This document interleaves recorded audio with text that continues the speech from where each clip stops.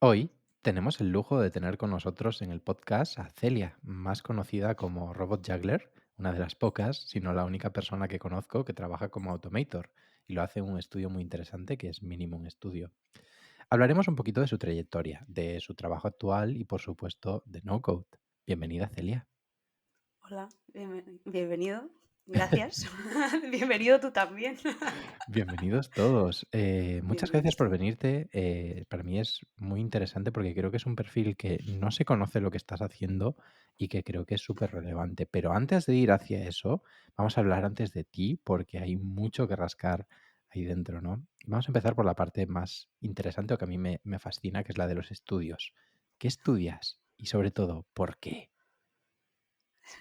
Pues es que creo que es muy común. He estado escuchando también otro de los podcasts que has grabado con el resto de compañeros y creo que nos une mucho como la curiosidad y el haber llegado a este mundo desde sitios totalmente dispares, Ujú, porque claro, al ser eh, una corriente tan nueva, no, o sea, no creo que haya todavía mucha formación al respecto. Vamos, seguro que no. vosotros la cubrís, que eso está genial, pero claro, no hace tanto tiempo que no, o sea, hace mucho tiempo que no existía.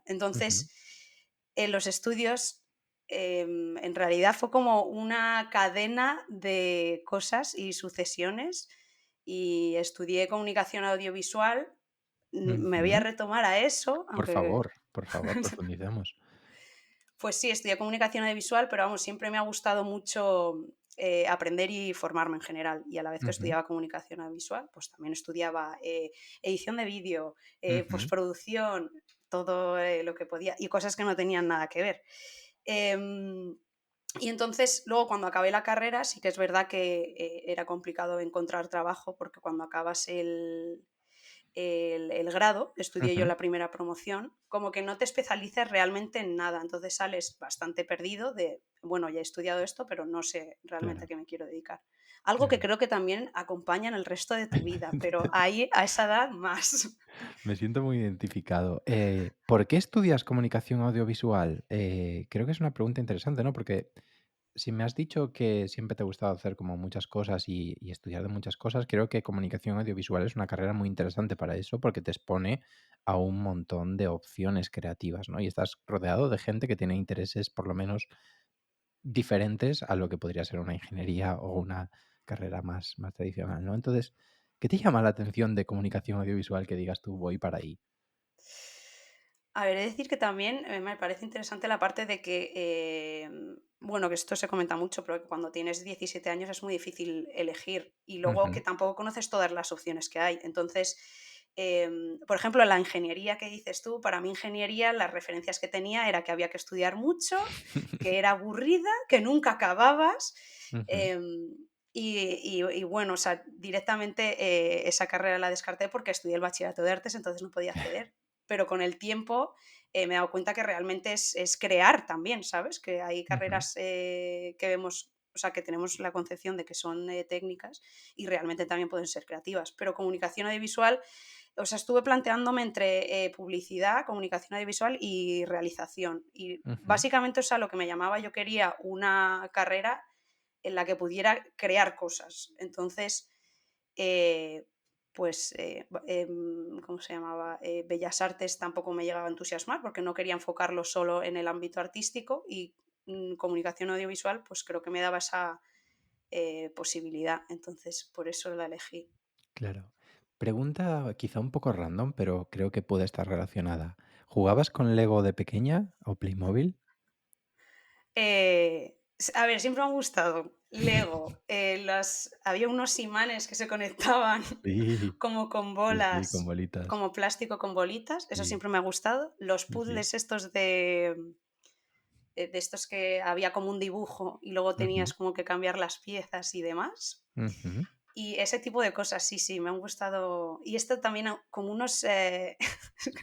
Ese tipo de juegos siempre me ha encantado. También los de las canicas, que hay Sí, como que tirabas una canica y tenías que sí, hacer el sí, sí, circuito. sí, sí. Pues sí, ese tipo de juegos de pensar siempre me han gustado a mí. Sí, sí, sí, sí. Qué pasada. Creo que estoy empezando a ver conexiones entre que te gusten los Legos y que acabes metiéndote en el Sí. no code. Quizá ahí hay algo interesante que tirar del hilo. Vale, pues acabas esa comunicación audiovisual, entras al mundo laboral.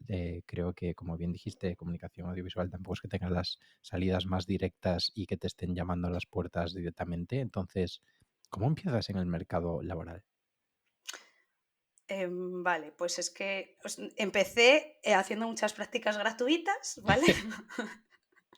Que bueno, aprendes mucho, pero, bueno, pues no es la situación más ideal. Ujú, Y luego también, haciendo vídeos, o sea, la empresa que estaba también haciendo las prácticas obligatorias, pues, propuse el hacer, que se metieran con el tema del vídeo y empecé haciendo vídeos, pues yendo a eventos y grabándolos y demás. Pero, bueno, o sea, llegó un momento que es como esto no da para comer y yo me puse a buscar, otros trabajos que dije, qué es lo que está, o sea, a la orden del día o ujú, o que tenga más, más oferta?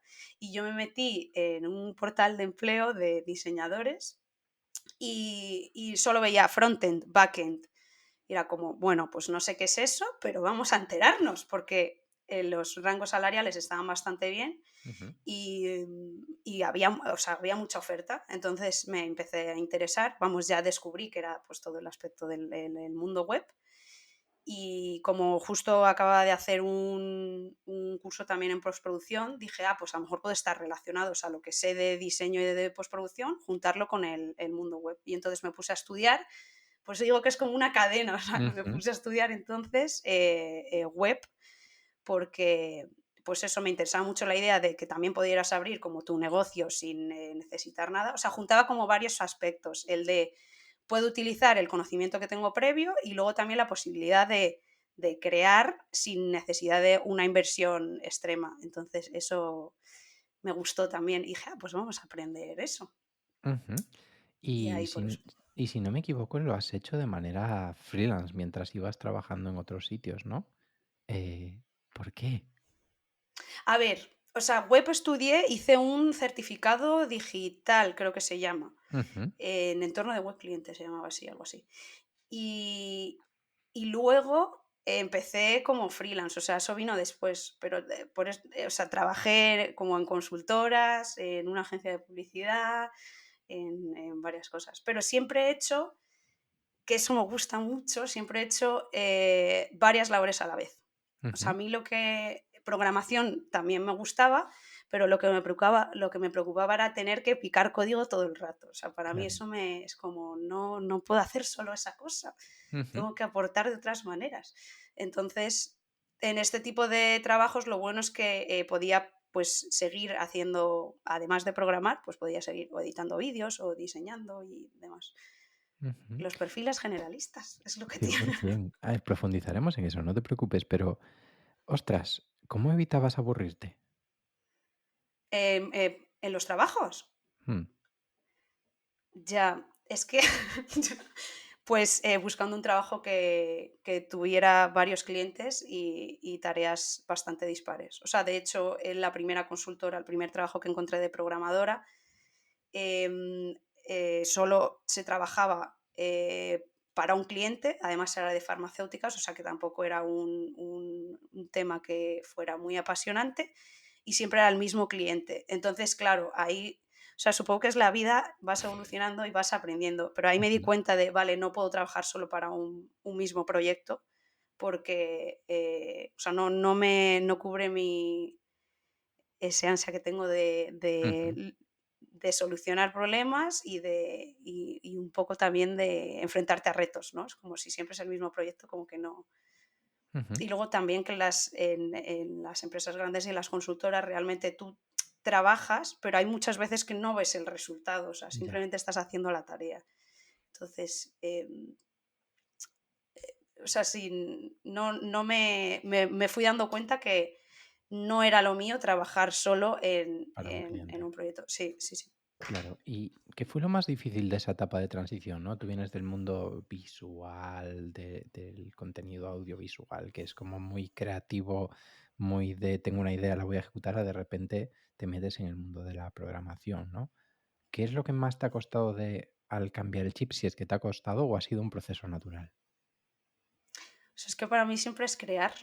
Entonces, o sea, lo que cambia es el medio, pues de comunicación audiovisual o cuando editas vídeos, pues es el vídeo y en programación es código, pero al final tienes un resultado y o sea, tienes como que acabas con un hijo digital, Ujú, por así decirlo. Entonces, no me resultó difícil porque para mí simplemente es como eso, lo que cambia es el medio, pero no la acción de crear sigue vigente. Entonces no me resultó complicado. ujú.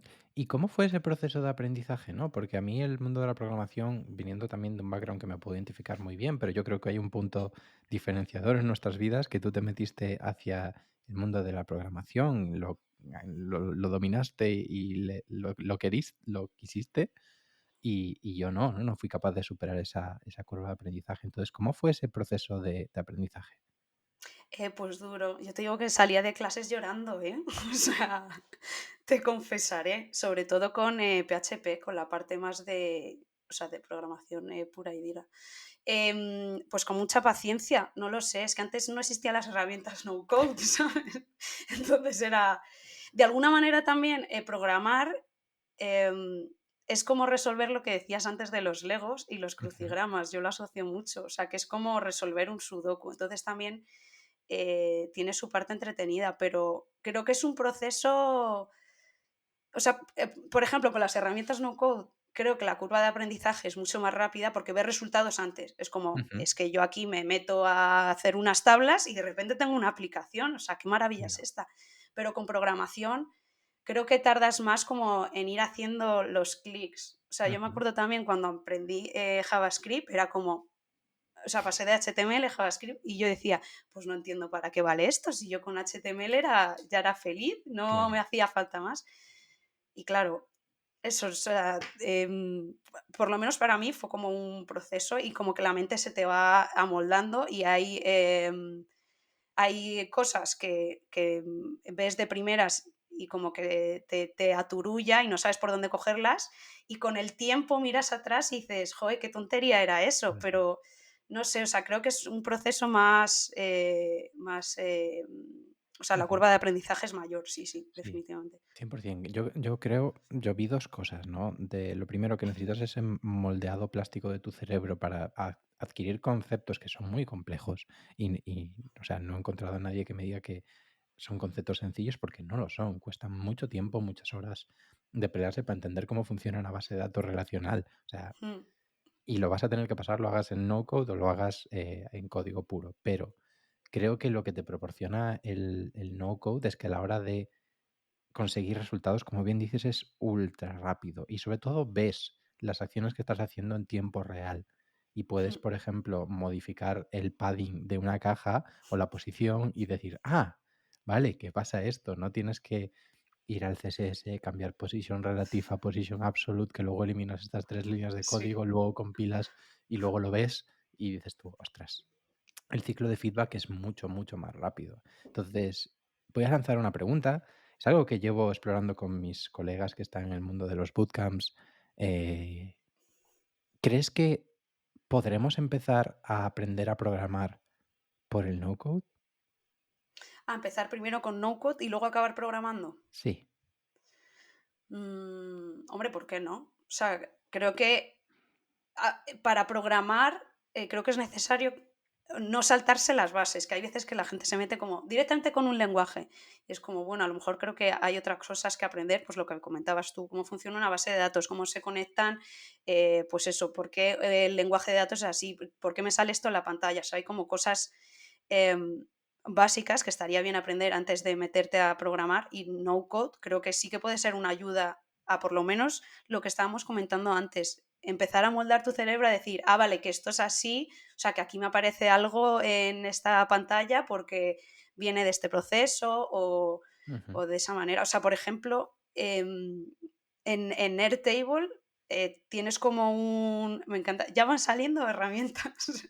El table siempre sabíamos que iba a salir. Sí, tiene como un sistema en el que tú al hacer una tabla te sale como una base relacional automáticamente. Entonces, Ujú, pues mira, es una manera de decir, vale, yo he hecho una tabla de Excel que a lo mejor es, o bueno, sí, una tabla normal que a lo mejor la gente está más familiarizada en ver cómo se plasman así los datos, pero ujú, te saca automáticamente la relación entre cada una de forma esquemática. Entonces, es como te da muchas soluciones, por así decirlo, automáticas, que ujú, creo que sí que ayudan a que te haga clic la cabeza y decir, ah, vale, que eso viene sí. A lo mejor hay que ujú. incluir unos modulillos en los bootcamps de programación de no code antes de... Bootcamps de programación que nos estéis escuchando, estamos aquí, para lo que Sí. queráis. Además, yo también hice uno, ¿eh? O sea que estoy... Si es que hay que saber de todo, hay que saber de todo. Hay que saber de todo en esta vida. Y precisamente eso me lleva de una manera bastante interesante a nuestra siguiente pregunta, ¿no? Y es que creo que es un tema que ya es evidente a estas alturas de la conversación. Llevamos 16 minutos hablando y todo el mundo sabe que eres una persona que hace muchas cosas y son muy distintas. Eso tú te autodefines como multidisciplinar. ¿Podrías explicarnos qué es ser multidisciplinar? Pues, a ver, para mí, yo predico con lo importante es el resultado y lo que quieres conseguir y las herramientas que utilices en el camino, pues bienvenidas son, pero para mí la clave está en saber cuáles utilizar y para yo llegar a ese conocimiento tengo que probar varias. Entonces, bueno, hace tiempo que, porque es que eso es el eterno tema entre generalistas y Sí, expertos y demás. podemos meternos. Nos podemos meter. Entonces, no sé, hay varias personas que defienden los diferentes lados, pero para mí es verdad que sé que hubo un momento que yo estaba intranquila con, joder, me tengo que especializar en algo porque hay mucho contenido sobre los nichos, tienes que solo centrarte en una cosa.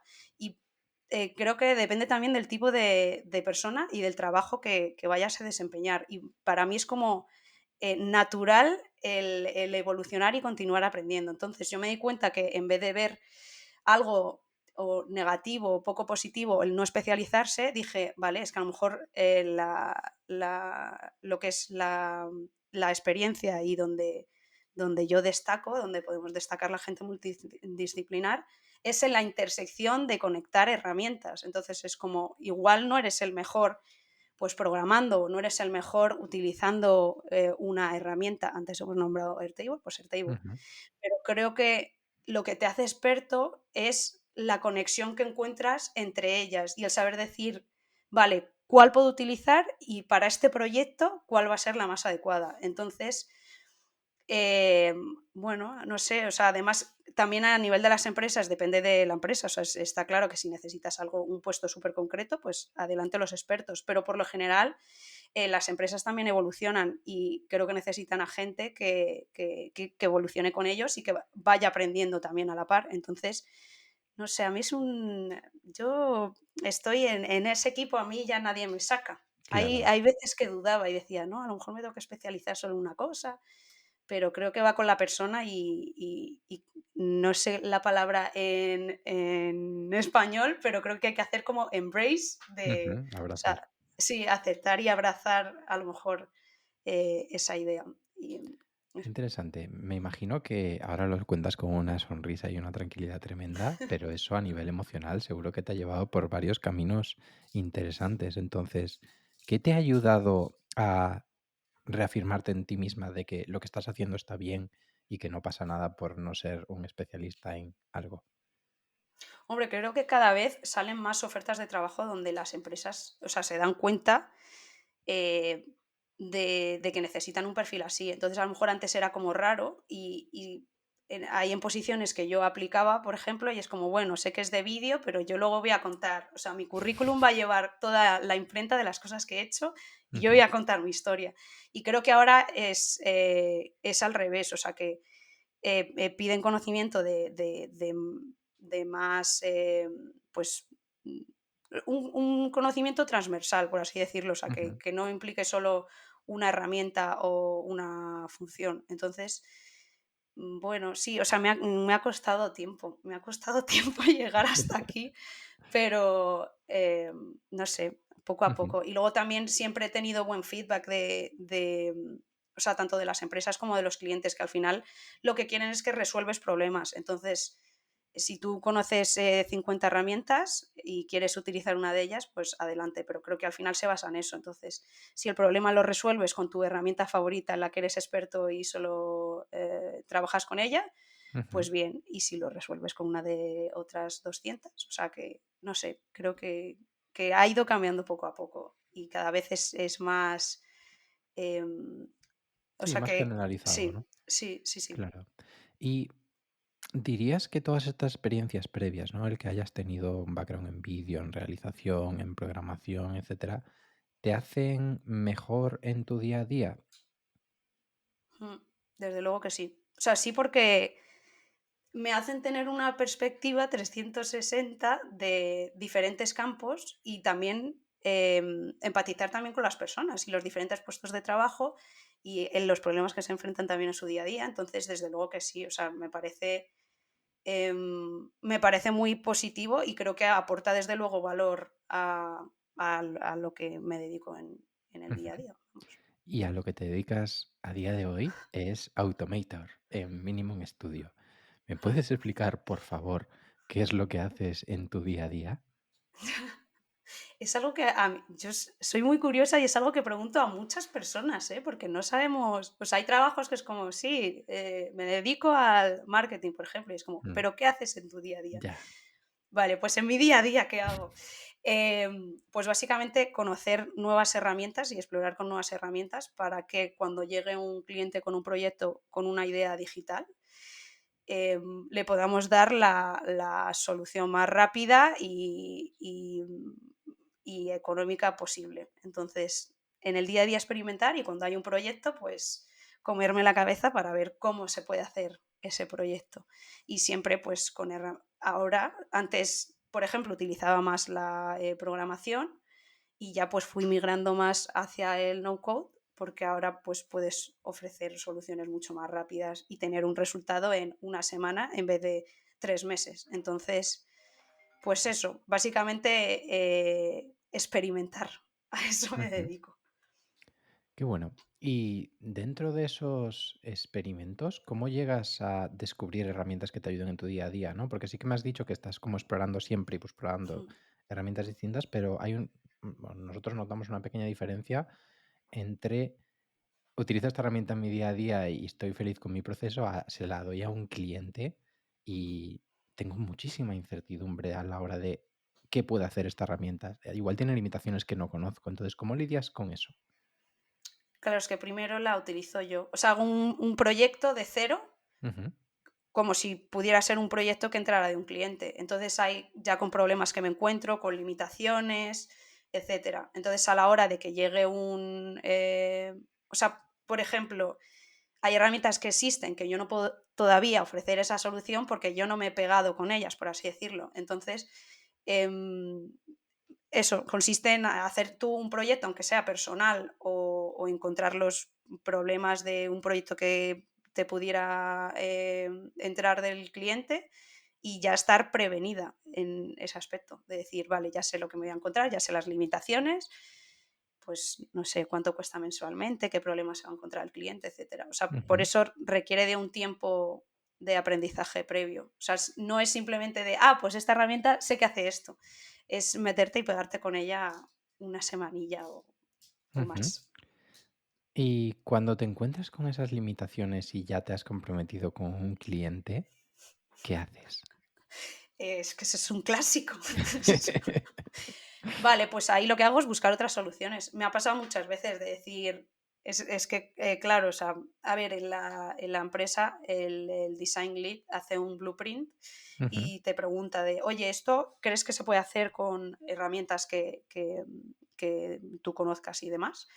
Entonces, dices que sí y luego hay veces que, claro, no puedes cubrir todo al 100% porque has practicado con las diferentes herramientas, pero no hasta su máximo exponente. Entonces sí, hay ujú, veces que te encuentras con limitaciones y lo que haces es, pues, vale, planteárselo al cliente y decir, oye, nos hemos encontrado estas limitaciones, pero hemos encontrado estas otras soluciones. Y lo Ujú, bueno del no code y, por ejemplo, herramientas de automatizar es que, o sea, son un pegamento de muchas otras. Entonces, vale, si hemos encontrado un problema en esta, te lo podemos solucionar seguro con otra. O hay muchas veces que me toca programar y tengo que meter programación en la herramienta no code.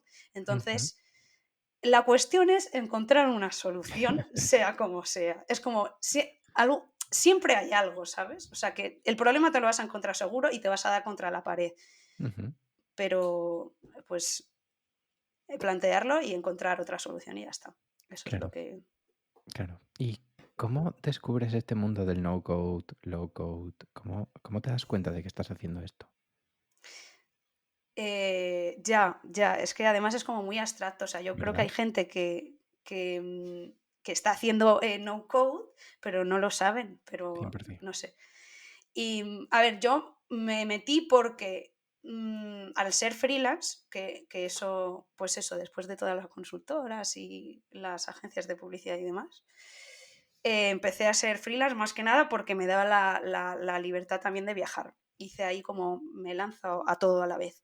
Entonces empecé a ser freelance y claro, cada minuto vale siendo freelance, porque Ujú, cuando tú estás en un puesto de trabajo en una oficina, pues tú estás ahí en tu silla haciendo tus buenas cosas y te da igual si a ti te mandan una tarea 5 o 8. Pero ujú, siendo freelance, antes acabas, antes cobras, antes puedes encontrar otro cliente.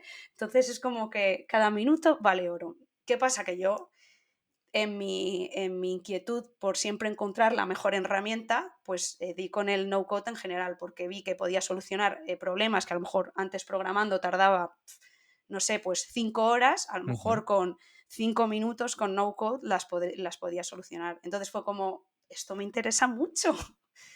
Sí que es verdad que también estaba el estigma de, joder, si yo programo, ahora cómo voy a decir que no. O sea, ujú, sí, o sea, por ejemplo, la página web, claro, hay como entre los programadores, WordPress no está muy bien visto, porque supongo que también el no-code, todavía hace mucho que no he tenido esta conversación, mm, pero para mí también fue un paso el decir, vale, pues programo, pero utilizo estas herramientas que son sin programación. O sea, ujú. también fue ahí como un, Un un check paso, pero mental. sí, era como, no, no, pero si esto con programación se puede hacer, ¿cómo lo voy a utilizar? Y al final es como, vamos a ser prácticos, o sea, a mí ya me da igual si hace falta programar o no, o sea, la cosa es sacar resultados. Entonces, por eso llegué, más que nada por la rapidez. Fue Ujú. un buen descubrimiento. Sí, o sea, no creo que haya debate porque cualquier developer que le digas: "Oye, mira, te puedo ahorrar tiempo", va a decir: "Vale, gracias, que puedo hacerlo", ¿no? También es cierto que depende del proyecto, muchísimo. Sí, Y hay cosas que ya hombre. sabes de antemano que, mira, Airtable, lo que quieras, pero para trabajar 1.000.000 de datos no te va a valer. Hombre, sí, sí, claro, claro, claro. Tiene sus limitaciones. Pero es que Sí. es que hay muchos clientes, o sea, que piensan que van a llegar al millón de datos Sí. muy rápido y es como, es que eso no va a llegar de hoy para mañana. Entonces es como, empieza con tu buen Airtable y ya tendrás tiempo para ir Ujú, migrando. Si es que, si, o sea, forma parte también de la o sea, de la propiedad de una startup o una idea, el ir ujú, evolucionando. Entonces es como, no quieras pasar del paso cero al 100 y, y por eso yo creo que de ahí sí que es verdad que las herramientas no code te dan esa posibilidad de ahorrarte mucho tiempo, porque a lo mejor claro. tienes que programar una idea que estás 6 meses y Y a vale, los 6 sí, meses no hay nada. claro, no hay nada, sí, sí, sí. O acabas 100%. con tu idea y eso de millón de usuarios no existía. ¿Y os peleáis mucho con el cliente una vez que ya habéis entregado el producto? Bueno, no sé si vosotros lo evolucionáis a posteriori, pero cuando llega un punto en el que os pida algo que sea como muy complejo de montar o muy difícil o que no sea posible, ¿cómo gestionáis a ese cliente para que diga, mira, no te lo puedo hacer exactamente como quieres, Mm. pero podríamos hacerlo de esta manera? Hombre, creo que es como o sea, es un balance. también de hablar con el cliente, tú le planteas de exactamente como hay veces que sí que puedes llegar al exactamente como quieres y otras que no. Entonces es un balance de decir, bueno, estas son las limitaciones que nos hemos encontrado y estas son las posibles soluciones que habría y ya está. O sea, Ujú. no hay tampoco mucha pelea porque en realidad sí que se puede llegar fácilmente a un punto medio, pero sí que requieren, o sea, se pasa mucho tiempo hablando con cliente de, Claro. vale, esto es lo que tienes en tu cabeza, esto es en realidad cómo va a ser, o sea, mucho tiempo para llegar a estar en la misma página, ambas Ujú. posiciones, tanto agencia como cliente, eso sí es cierto. Claro. ¿Y ese trabajo lo tienes que hacer tú directamente? Y en caso de que sea afirmativa la respuesta, ¿qué tal lo llevas? Como freelance sí. Como freelance tienes que hacer, o sea, eres tu propia empresa, pues tienes el puesto de trabajo de 200 personas, tanto de contable como product manager, como diseñador, como programador. Entonces, como freelance sí, pero en minimum no. O sea, y yo es algo que agradezco mucho, que hay una persona delante de mí que ya ha hablado o sea, previa a yo ponerme a trabajar, que ya ha hablado con el cliente, ya ha hecho un blueprint, ha entendido las necesidades de su proyecto y ya luego me llega a mí y me llega el proyecto ya, por así decirlo, digerido Ujú, y luego ya hay otro paso que sería el mío de decir, sí, esto lo puedo hacer o no, o vamos a necesitar estas herramientas, ujú. pero eso la verdad que se agradece mucho. Y preguntabas cómo lo llevo, en el caso del freelance, mal, porque a mí me gusta crear y no vender. O sea, yo sé que Ya. va conectado, pero bueno, pues otra cosa que aprender. Pero sí, o sea, a mí me gusta más la parte de crear, pero es necesaria Ujú. la otra. Qué bueno. Si no me equivoco, eres una de las poquitas personas en el mundo que está haciendo esto como full time o Mm. part time o, bueno, haciendo esto en general. ¿Crees que será un trabajo que veamos más? Es que yo creo que también hay otras personas que lo hacen con el nombre de otro puesto de trabajo y no lo saben, porque yo he hablado con otros compañeros de esta nuestra comunidad no code y también hacen eso, o sea, realmente resuelven problemas utilizando herramientas que conocen. Entonces, supongo que a futuro sí habrá, o sea, no sé si demanda de este puesto, porque realmente nosotros, por ejemplo, lo llamamos Automator, pero también lo llamamos Experimentation, o sea, no sabemos ni cómo llamarlo, pero, pero creo que, o sea, al estar en continua evolución, supongo que sí, que habrá más demanda de este tipo de puestos. Y también creo que hay gente que los está haciendo y tiene otro título en su puesto de trabajo. O sea que Hmm, ujú. supongo que Es sí. interesante. Yo creo que muchas veces el darle nombre a las cosas te ayuda a atar conceptos, ¿no? Y a profundizar y meterte en una madriguera, ¿no? Yo creo que el no-code en esencia es eso. Coger a gente que ya estaba haciendo esto, los Sí. vamos a agrupar dentro de un mismo foro de Reddit y que puedan ahí juntarse y que puedan compartir, ¿no? Y encuentren gente que tenga sinergias con ellos. Entonces yo creo que ese nombre, esa entidad que se le da al movimiento, creo que es muy interesante para precisamente fomentar que la gente se conozca y la gente comparta lo que está haciendo, ¿no? Que eso yo creo que es la clave, que tú y yo nos podamos juntar y nos identifiquemos. Oye, hacemos lo mismo cuando quizá por tu puesto anterior o hasta donde acabas de llegar me entendería que eres una persona completamente opuesta a mí, tu mundo de programación, no tengo ni idea de programar. Entonces yo creo que eso es lo interesante. No sé cómo lo ves. Sí, además es que veo que la comunidad no code en general es una comunidad muy sana, donde todo el mundo quiere compartir o sea, que está dispuesta a ayudar en general. Y creo que eso es muy bueno para que florezca y se crean nuevas sinergias y la gente se pueda seguir formando y demás. O sea que sí, o sea, lo veo, va por buen camino, por buen camino. Qué guay. ¿Y qué tipo de gente te encuentras que está dentro de este espacio? ¿Son generalistas? ¿Vienen del mundo de la programación? ¿Qué tipo de perfiles? Muy dispar, muy dispar. Y es que además a mí algo que me gusta ahora echando flores a la empresa, o sea, me gusta porque hay gente que cada uno ha acabado su camino hacia el no-code ha sido totalmente diferente. O sea, hay una persona, por ejemplo, que es abogada y de repente quería hacer su propia aplicación y empezó utilizando una herramienta que se llama Babel y acabó haciéndose experta en esa herramienta. Entonces, luego eso, hay gente que sí que viene de la programación, pues a lo mejor eso por la rapidez y porque también hay una conexión muy directa entre el mundo no code y la programación, que creo que la parte media estaría el low code este. Ujú, Pero, o sea, lo que me gusta es eso, que el camino de cada uno ha sido dispar totalmente, pero creo que sí que les conecta a todo el mundo, que yo también hago mis cábalas como tú con lo del Lego, o sea, creo que conecta a todo el mundo la curiosidad, las ganas de aprender y también como ese ujú, sentimiento de emprendimiento, creo. ujú. Entonces, da igual de cuál sea tu backup o tu Tu background. formación anterior, sí, sí, Mm. tu background, pero creo que como que esos valores sí que son comunes entre la gente que está en el mundo no code. Ujú, qué interesante. Ya por ir terminando, vamos a meternos en las herramientas. Dos preguntas.